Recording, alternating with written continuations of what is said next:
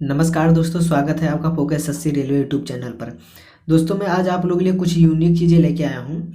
ये बहुत आपके पूछा जाता है, कोई भी एग्जाम हो एक दो नंबर यहाँ से ज़रूर पूछे जाते हैं। कभी कभी किसी शिफ्ट में दो दो प्रश्न यहाँ से पूछ लिए जाते हैं। किसके शासनकाल में कौन आया था, जैसे जैसे आपका मेगास्थनीज है किसके शासनकाल में आया, मार्को पोलो किसके शासनकाल में आया।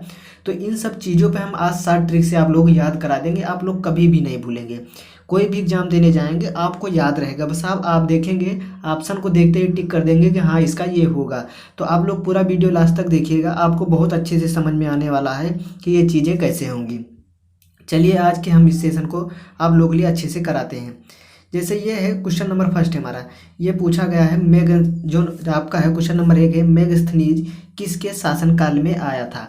तो इसको कैसे याद करेंगे, देखिए ऑप्शन के इसमें देखिए तो चंद्रगुप्त मौर्य है, हर्षवर्धन है, बिंदुसार है, कोई नहीं। तो इसको हम कैसे समझेंगे, ये मेगास्थनीज को समझेंगे। मेघ मतलब मेघना, मेघना मतलब क्या होता है, बादल। ठीक है, मेघना यहाँ से इसको मेघना से रिलेट करेंगे तो इसका मतलब क्या हो गया, हमारा बादल से हो गया। ठीक है, और इसको देखें जो चंद्रगुप्त लिखा, चंद्र, इसे चंद्रमा समझेंगे, क्या करेंगे, चंद्रमा। तो हमारा ये जो चंद्रमा होता है और ये मेघ होता है, मेघना, ये बादल होता है, ये आपके क्या होते हैं, आसमान में होते हैं। ये मतलब ये ऊपर ही होते हैं सब। समझिएगा, जो चीज़ें याद करने की ट्रिक बता रहा हूँ आपको, कोई नहीं याद करना है, अपने दिमाग में ये चीज़ें बस एक बार बसा लेंगे, याद कर लेंगे। मेगास्थनीज को हम मेघना समझेंगे। मेघ, मेघ मतलब क्या समझेंगे, जो बादल होता है। ये बादल कहाँ होता है, ऊपर होता है आसमान में। और ये चंद्रमा जो होता है कहाँ होता है, ये भी ऊपर ही आसमान में होता है। तो इससे हम रिलेट कर लेंगे, जो मेगास्थनीज है ये चंद्रगुप्त मौर्य के शासनकाल में आया था। उम्मीद करता हूँ आप एक दो बार इसको समझेंगे तो आसानी से याद हो जाएगा। देखिए इसको मार्को पोलो किसके शासनकाल में आया था। तो मार्को से क्या याद रखेंगे, मारना। क्या याद रखेंगे, मारना मतलब कोई बहुत मारता है। और वो कौन है जो बहुत मारता है, वो हमारा पांड्या है। पांड्या क्रिकेटर का, जो क्रिकेट का है हार्दिक पांड्या, वो बहुत दबा के छक्के चौके जो है आपके मारता है। और आप लोग यहाँ समझ लीजिए, खुद से रिलेट कर लीजिएगा, मतलब छक्के चौके दबा के क्या करता है, आप लोग अपने तरीके से याद कर लीजिएगा। लेकिन ये चीज़ यहाँ से याद रखिएगा, जो हमारा मार्को पोलो मतलब जो मारना है, ये हमारे कौन है, हार्दिक पांड्या जो है क्रिकेट में। ये क्रिकेट से रिलेट कर लीजिए, क्रिकेट से जो है रिलेट कर लीजिएगा कि हमारा जो हार्दिक पांड्या हैं वो बहुत छक्के चौके दबा के मारते हैं। तो इस चीज़ से आप लोगों को याद रहेगा। देखिए ये सब चीज़ें आपके एग्जाम में पूछी जा रही हैं, यहाँ से एक दो नंबर आपके 100% पक्के हो जाएंगे, क्योंकि ये बच्चे इसको बहुत कम ही पढ़ते हैं। बस आपको सेकेंडों में इसको समझ लीजिएगा। देखिए हमारा है हेन त्सांग किसके शासनकाल में आया था। अब इसको कैसे याद रखेंगे, देखिए सेकेंडों में याद करना है। हम यहाँ से जो है हेन त्सांग को छोड़ के इसको त्सांग में इसको देखेंगे सॉन्ग लिखा गया है। क्या लिखा गया है, सॉन्ग मतलब हमारा जो है गाना, सॉन्ग मतलब गाना। तो गाना सुनने से हमको क्या मिलता है, हर्ष मिलता है, खुशी मिलती है। तो कौन हो जाएगा, हर्षवर्धन। ध्यान से समझिएगा, हमारा जो ये है हेन तसांग मतलब ये सांग से रिलेट कर लेंगे, जो गाना हम लोग सुनते हैं। तो सांग सुनने से हमको क्या मिलता है, हर्ष मिलता है, मतलब उल्लास मिलता है। तो हमारा हर्षवर्धन हो जाएगा। हेन तसांग किसके शासनकाल में आया था, हर्षवर्धन के शासनकाल में आया था। देखिए अब इसको क्वेश्चन नंबर 4 को देखिएगा।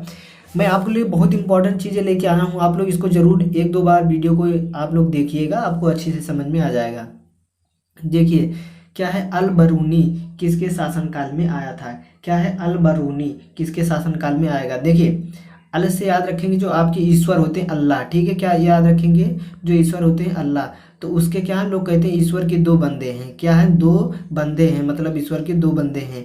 तो हमारा इसे दो बंदे से क्या बन जाएगा, महमूद गजनबी और चंदेला वंश। मतलब जो अल बरूनी आया था हमारा, वो महमूद गजनबी और चंदेल वंश के शासनकाल में आया था। इससे याद रखिएगा। देखिए चंद्रगुप्त वाला समझा दिए। तो हमारा क्या था भाई, मेघना जो बादल है आसमान में रहता है, तो मेघना और बादल मेगास्थनीज चंद्रगुप्त मौर्य के शासनकाल में आया था।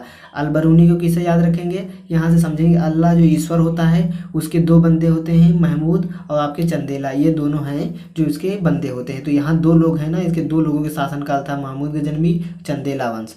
उम्मीद करता हूँ समझ रहे होंगे, इंपॉर्टेंट था। चलिए देखिए इसको समझिएगा, ये बहुत ही अच्छा है, ये बहुत पूछा जाता है, बहुत कंफ्यूजिंग वाला रहता है। इब्न बतूता किसके शासनकाल में आया था। तो इसको कैसे याद रखेंगे, देखिए यहाँ तूता से याद रखेंगे, तूतू मैमे होती है, किससे, तूतू मैमे होती है, तो क्या होती है, लड़ाई होती है। तो देखिए यहाँ तूतू मैमे से देखेंगे, बिना तूतू मैमे के लड़ाई नहीं होती है, ये चीज़ समझिएगा।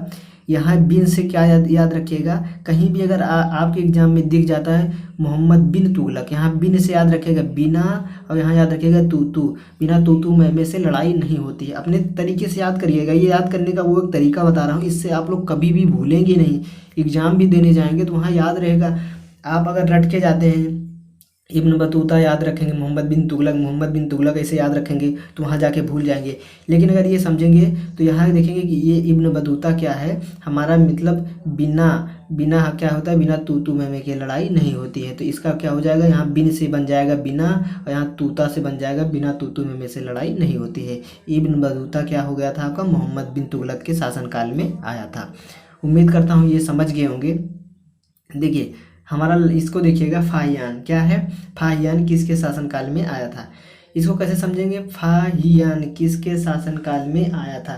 देखिए इसको हम रिलेट करेंगे, जो ये हेना यहाँ समझेंगे, हेन मतलब एक लड़की है, कौन सा है, एक लड़की है हेना, ठीक है, एक लड़की हेना जो विक्रमादित्य से गुप्त में बात करती है, मतलब चोरी बात करती है। यहाँ से याद रखिएगा हेना नाम की क्या है, एक लड़की है, ठीक है, हेना नाम की एक लड़की है जो विक्रम से गुप्त में चुप्पे से मतलब गुप्त में चोरी बातें करती है। तो इससे याद रखिएगा हमारा फाहियान है चंद्रगुप्त विक्रमादित्य के समय आई थी। देखिए अभी मैंने चंद्रगुप्त मौर्य का बताया था, वो किसका था, मेगस्थनीज का था, जो बादल से रिलेटेड था, आसमान से।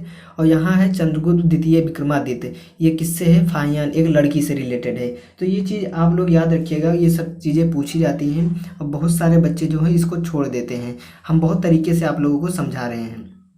देखिए ये लास्ट है, बहुत इंपॉर्टेंट है, इसको समझिएगा, इसको बहुत आसान तरीके से भी बताऊँगा। आपका जो डी में कास है किसके शासनकाल में आया था, इसको कैसे रिलेट करेंगे। देखिए हमारा कैसे इसको रिलेट करेंगे डी में कास से। यहाँ जो डी में है इसको क्या रखेंगे, डीएम, क्या रखेंगे, डीएम, ये डीएम हो गया, ठीक है, डीएम इसको समझे, इसको हम क्या समझे, डीएम।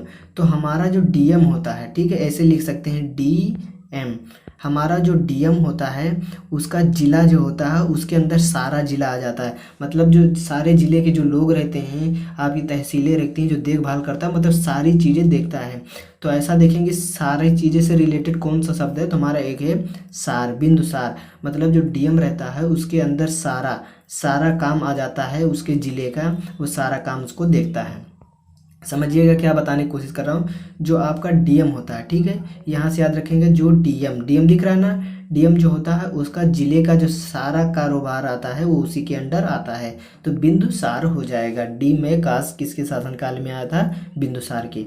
उम्मीद करता हूँ ये चीज़ें समझ रहे होंगे। देखिए जितने भी चीज़ें बताया मैंने, 7 चीज़ें बताई, इसमें से आप लोगों को 101% कन्फर्म है, 101% कन्फर्म है कि आपके यहाँ से 2 नंबर पक्के हो जाएंगे अगर ये चीज़ें समझ लेते हैं। क्योंकि एग्जाम में आजकल ये चीज़ें बहुत पूछी जा रही हैं। हिस्ट्री का देखिए मेन चीज़ें पढ़िए, ज़्यादा नहीं पढ़ना। ये चीज़ें आप समझ लेते हैं, एक बार नहीं समझ में आए दोबारा वीडियो को देखिएगा, अच्छे से देखिएगा, बहुत ध्यान से देखिएगा, आसानी से समझ में आ जाएगा। अगर हमारा तरीका अच्छा लग रहा हो तो आप लोग चैनल पर नए हैं तो दोस्तों आप लोग प्लीज़ सब्सक्राइब करके ज़रूर जाइएगा और इस वीडियो को शेयर भी करिएगा। जिन लोगों का एग्ज़ाम है लेटेस्ट में अभी जल्दी में, उन लोगों को भी अच्छे से फ़ायदा हो जाएगा। चलिए दोस्तों फिर मिलेंगे इसी तरह की और महत्वपूर्ण क्लास के साथ, तब तक के लिए दोस्तों धन्यवाद।